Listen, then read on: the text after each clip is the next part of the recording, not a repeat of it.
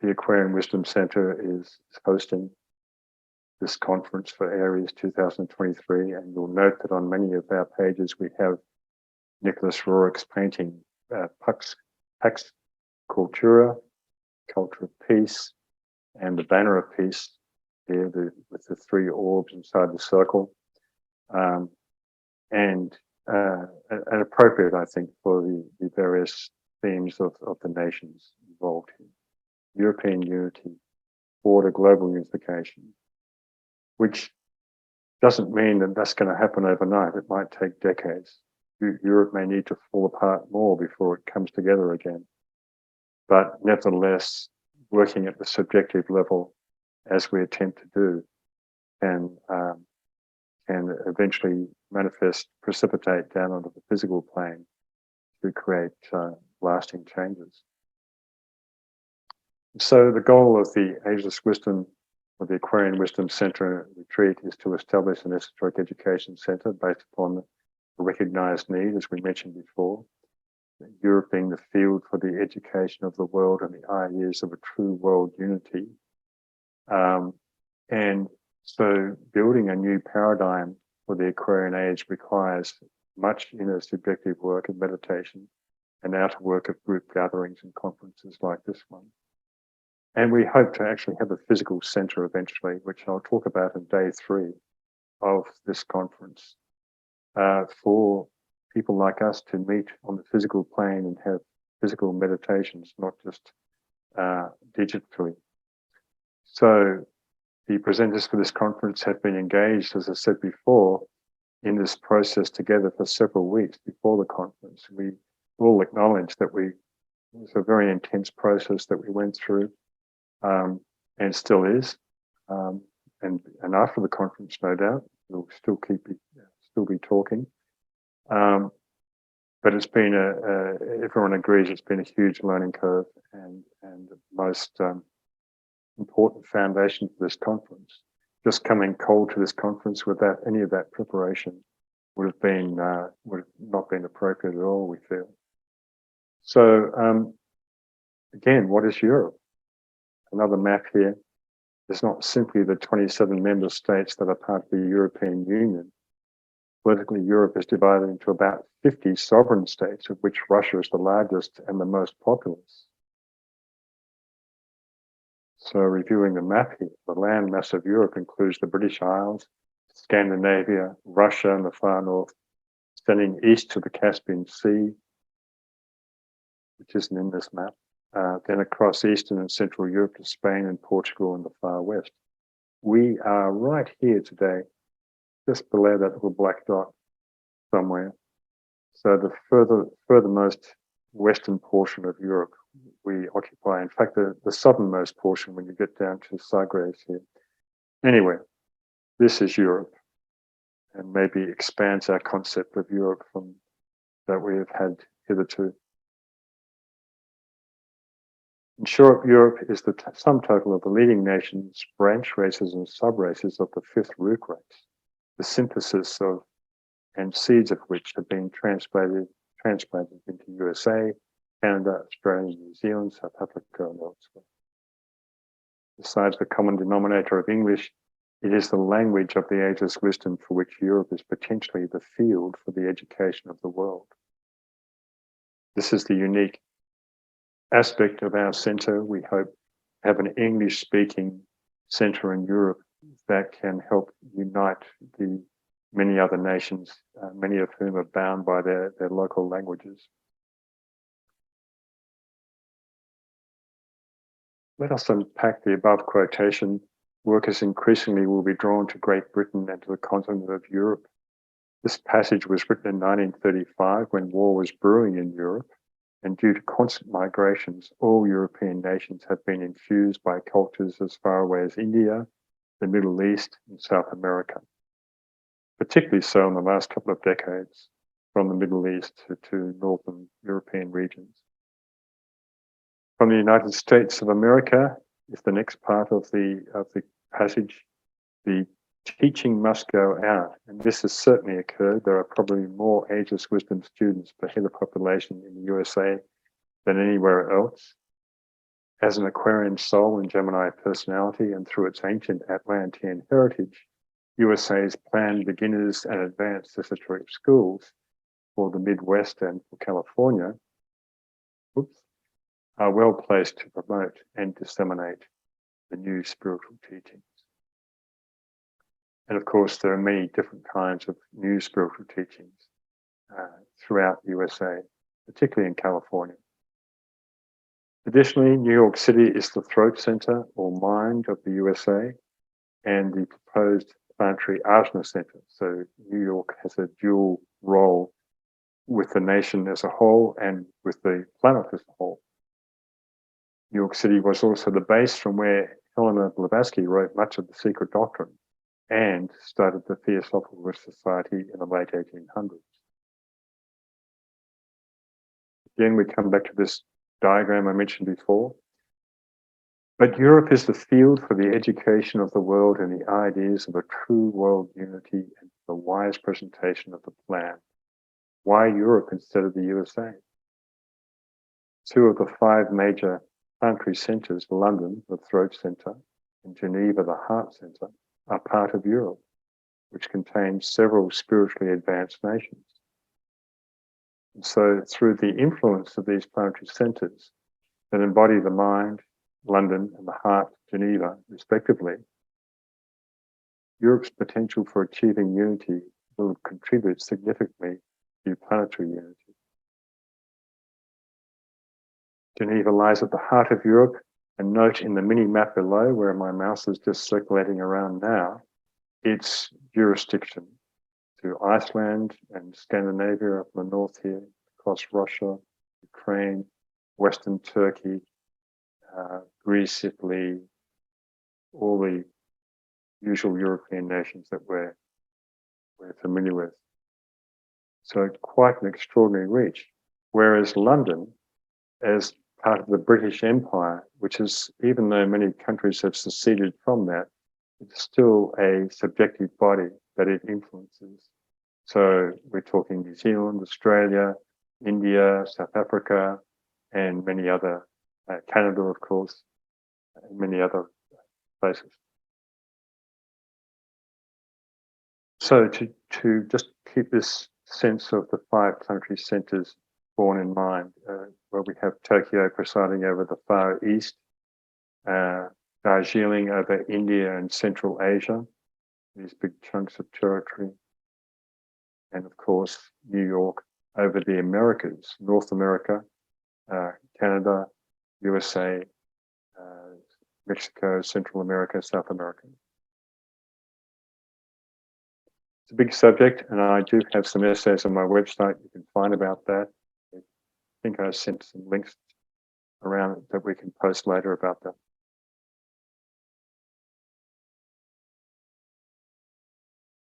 So Geneva lies at the heart of Europe, and hence the emphasis in the meditation this morning on it being a synthesizing center for those three nations in the triangle of USA, Britain, and Russia. Note also Geneva's close proximity to London. So of course, these centers are very ancient. We have these four major cities in the world, plus Darjeeling, which is just a little town. But it has a greater potency probably because of its ancient heritage. But all these other centers too are based on ancient sites that have retained their spiritual magnetism.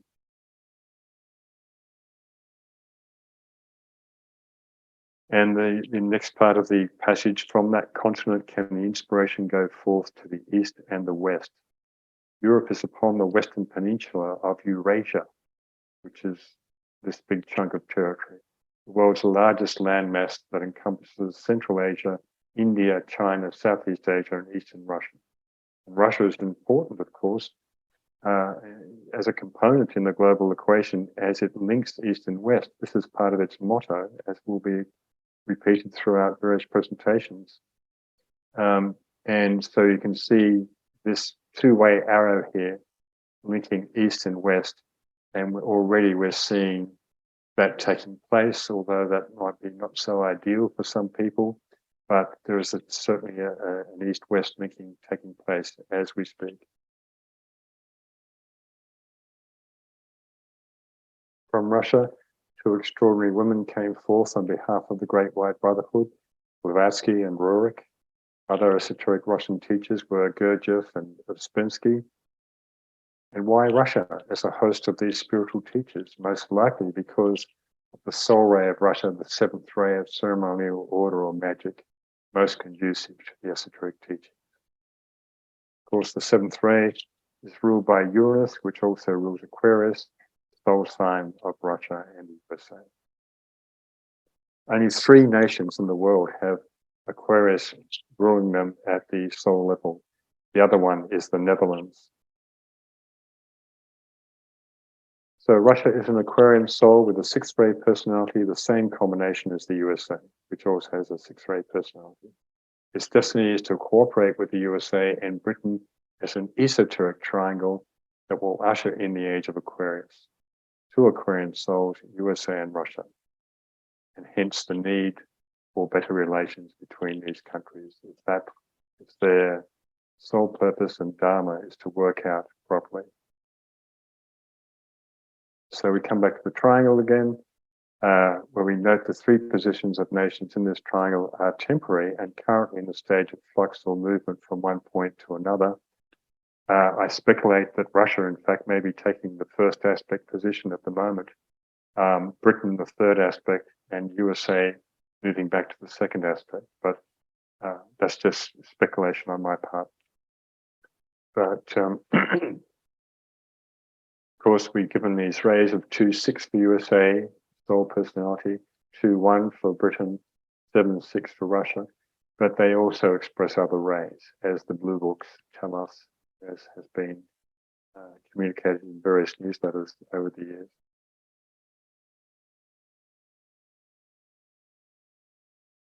So,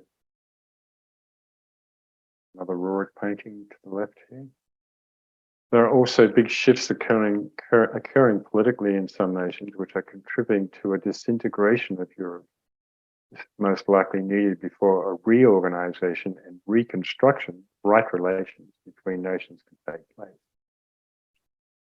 Many divisive things have happened for selfish reasons in the last 5 or 10 years, when most of us are aware. Hence, due to this current impasse through the protracted war in Ukraine, for instance, a hierarchical plan is, from my point of view, being thwarted by the materialistic forces that are trying to prevent the cooperation of nations. And this is a global problem, of course, but it's specifically focused through Europe at this point, hence the need for European unity that can expand into global unity.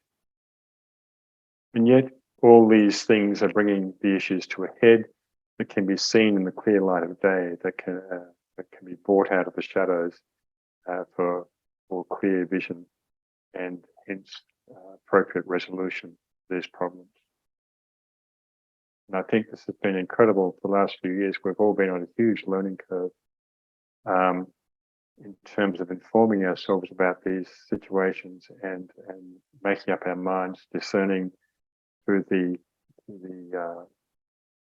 avalanche of propaganda data from all sides of the argument, and coming to an understanding of the global politics, the global bird's eye view, if you like.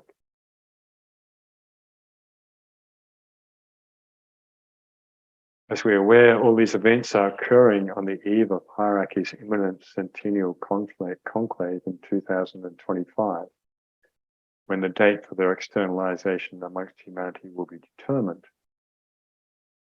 History repeats itself. A similar situation to this era of 2025 occurred at the last centennial conclave in 1925, when the forces that basically started World War I were reorganizing and regrouping for the next showdown in World War II. Of course, we know that World War I and II are esoterically regarded as one war. We can see this current phase that we're in now as I think personally, although others will disagree, as the third and final phase of this conflict, which in fact goes way back to the ancient conflict in Atlantis, which is, of course, told to us in the great story of the Mahabharata, of which the Bhagavad Gita is the golden core. So a similar expansion of totalitarian attitudes is now being emulated in the 2020 by various entities such as the European Commission, some so-called democratic nations that are seeking to impose their will upon their own populations or one country or another. We've seen this for the last 3 years, not just in the most recent Russia-Ukraine conflict. It's been gradually building up for the last 10 years. You could call it a creeping fascism, a term that some people bandy about. All these actions have been incredibly damaging and separative for Europe and the world and may take decades to heal. Yet what is unfolding now is a prime opportunity for the new group of world servers to act and subjectively support the intelligentsia of nations, the thinkers, the people with ideas that can communicate to the politicians and various other groups.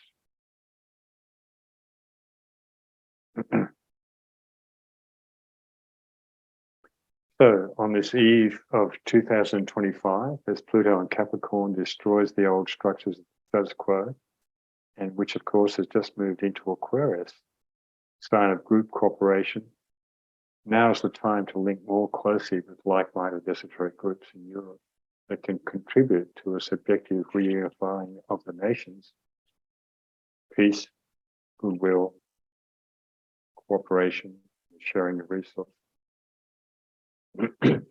So many intractable problems on the planet cannot be solved at the physical level. And hence this picture here of meditators that can work at dissolving planetary glamours, crystallized patterns that have been around for thousands of years that need to be broken up so that new forms, new geometrical thought forms, if you like, can be created.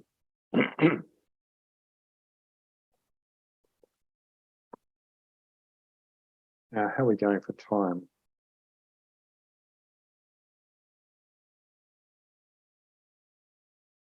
Plenty of time. So, is there anything in the chat that's any questions or comments so far? No, I'm just going to proceed to this last page, and then maybe we can have some commentary, questions from presenters or participants. There may be also aspects of this presentation that you want to go back over and clarify. So there are many progressive thinkers and esoteric groups that work within their own nations, bound by their respective languages, but they have little or no contact with other groups in Europe.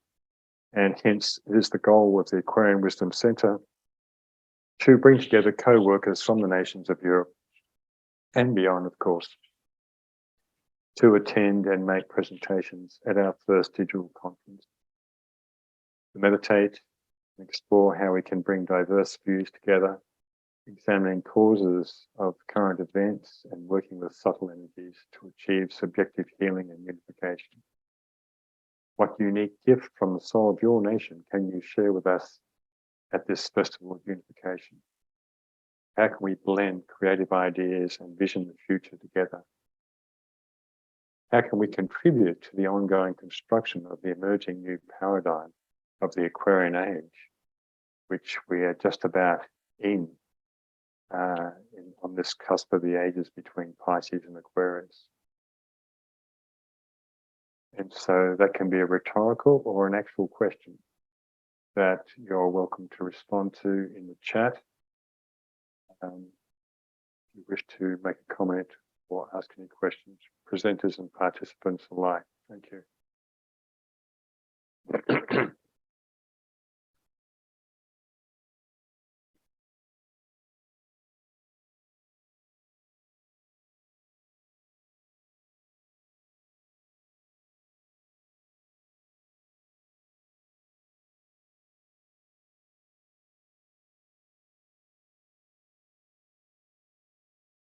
it's a lot to take in, especially if you're not familiar with this material. But we will be clarifying many points over the next few days. Philip, do you want just people to type into chat, or do you want them able to speak their question directly? Either or. Give them either option to put up If their you- hand. Okay, if you want to raise your hand, if you go to the bottom toolbar, there's a button called reactions. You can raise your hand and we'll ask you to unmute and you can talk.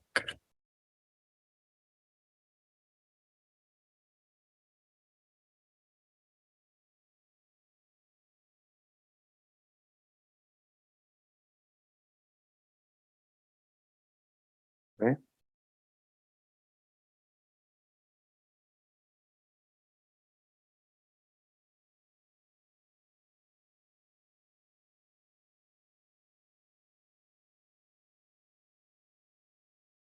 Giving some time for you to formulate your thoughts, digest some of this.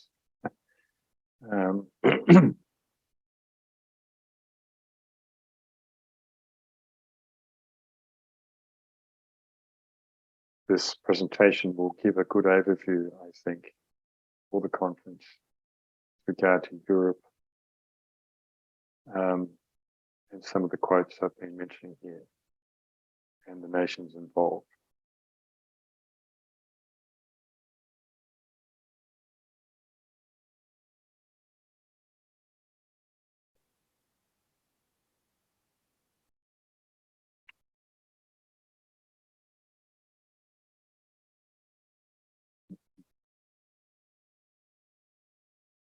All right. Do we have any bidders?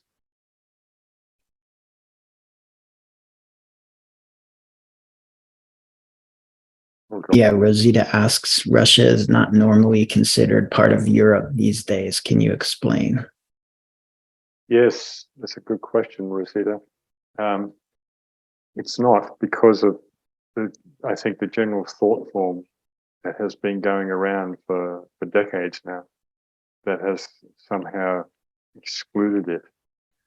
When the Tibetan talks about Russia in his books, he's talking about the Master Dwar's Call working through Alice Bailey and the series of 24 blue books, as we call them. Last century,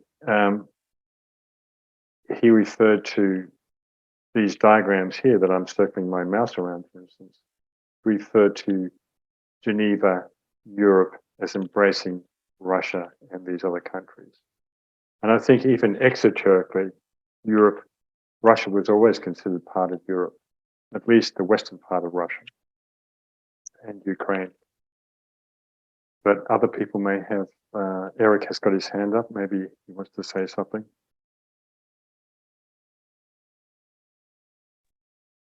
Hello. Hi, Eric. Yeah.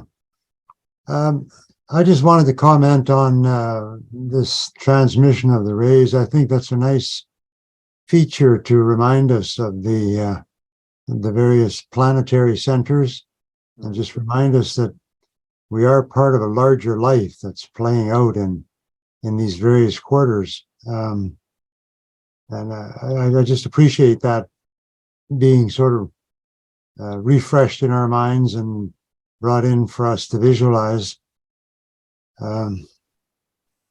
Yeah, and I just also want to comment, I appreciate all the work that you've all done to put this together.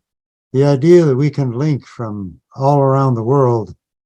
I'm sitting here, I started at 4 o'clock this morning, my time, to connect up with you. So I'm a little blurry, but it just shows that subjectively, there is no distance between us.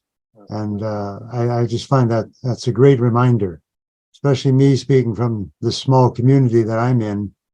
I have felt somewhat isolated in a spiritual sense. So this conference, I think, is providing a valuable service in that way, giving us an opportunity to connect and just remind ourselves that we're not alone. Yeah. And anyway, so just a small thought, and thank you again for what you're doing. Thank you very much, Eric.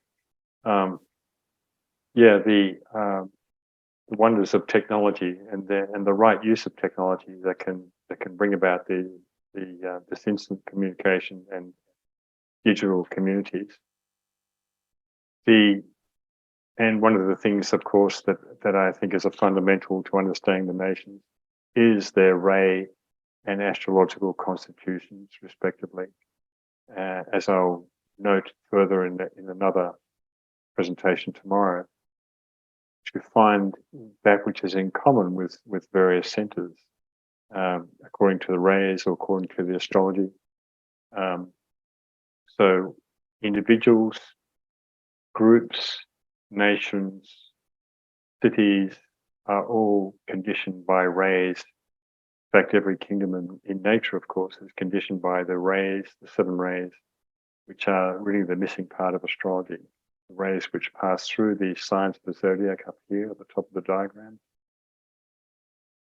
And various signs are conduits for the rays to pass through, and they reach their target in the various 5 cities that are distributed to the 5 continents around the world. So that's the macrocosmic scale.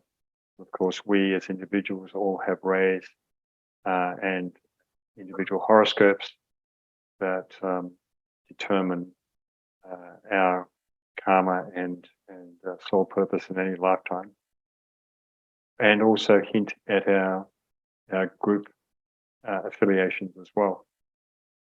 So thanks for that comment, Eric. And you have Philip? Yes, go ahead. Yes.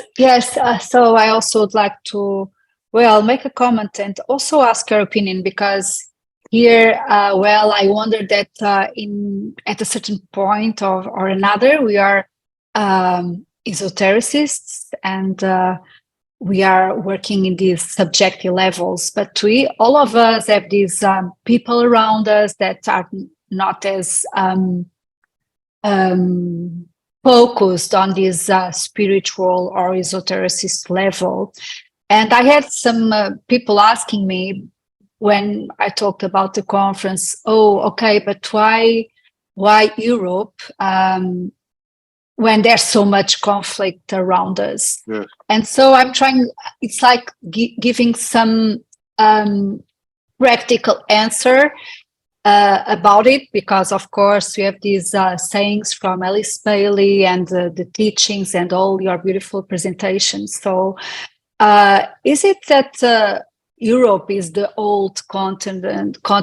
We are, old souls, and it's because I think all the conflict that is happening in Europe right now, it was like struck us so strongly because we thought that we were in this safe space of peace.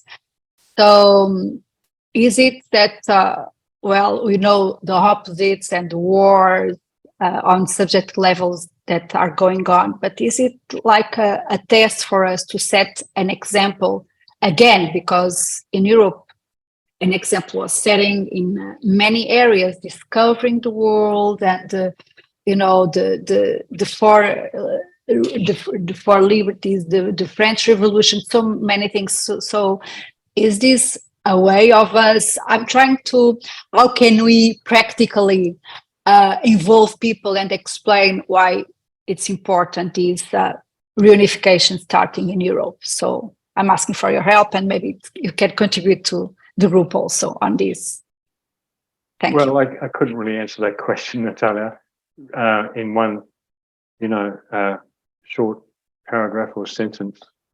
I think it comes down to the fact that many of the spiritually advanced Western nations are clustered together in Europe, and they have a responsibility, and they have abnegated in many cases their responsibilities over the centuries through their exploitation of so-called developing countries, in Africa, for instance, in all nations without fail.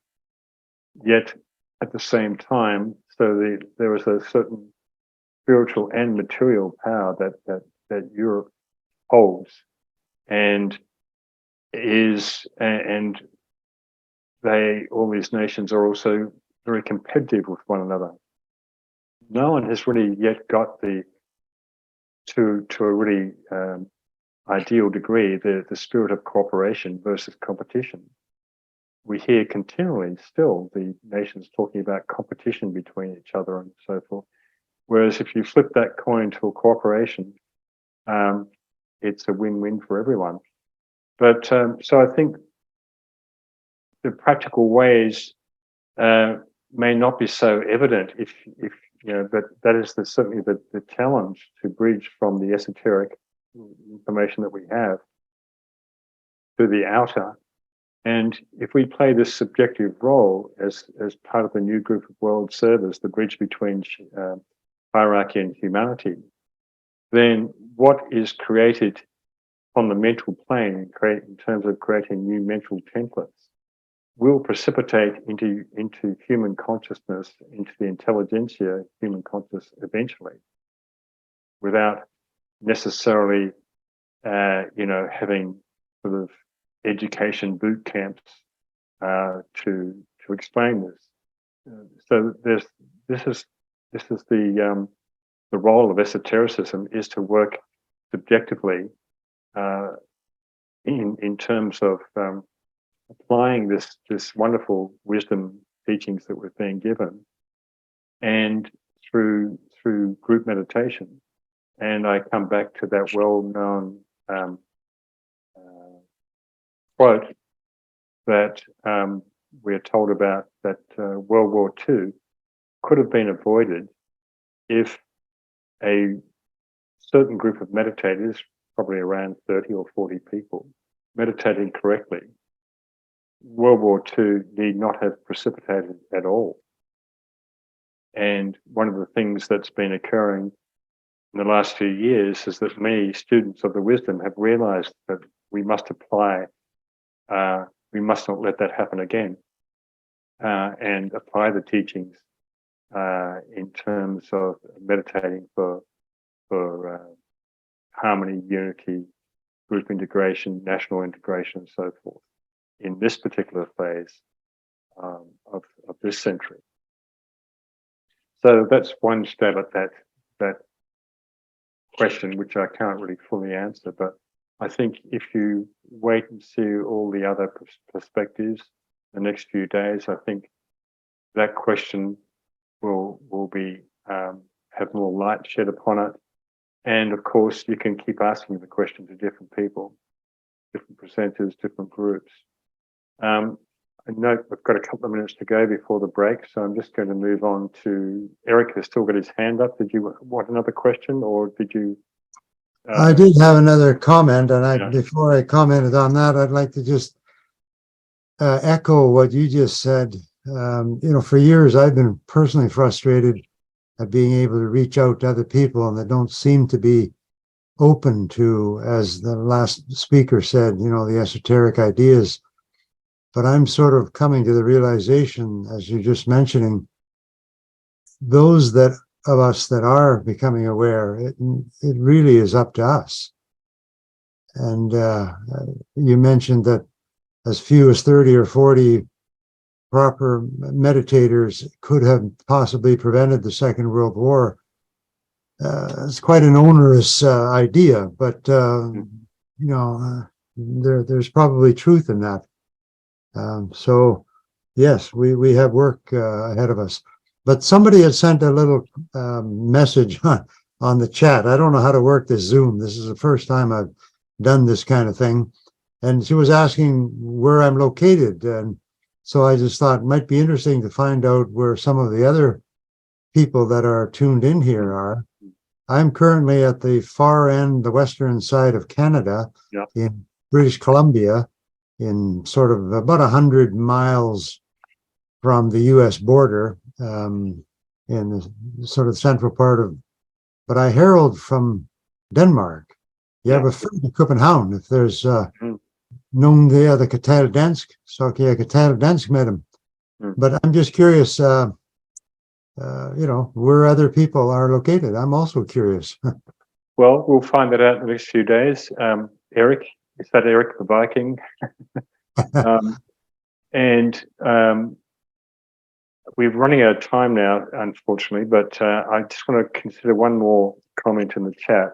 Yeah, it's Mate says, can we consider that Yeah. Europe's imperialist and colonial past was a distortion of the true spiritual role that we have for the future? I've thought about this a lot, and I believe yes and no. Every colonial country, Britain, Belgium, France, Portugal, blended in to other countries around the world and pillaged their resources. Yet that European influence was part of their spiritual goal to actually help blend all nations and races together.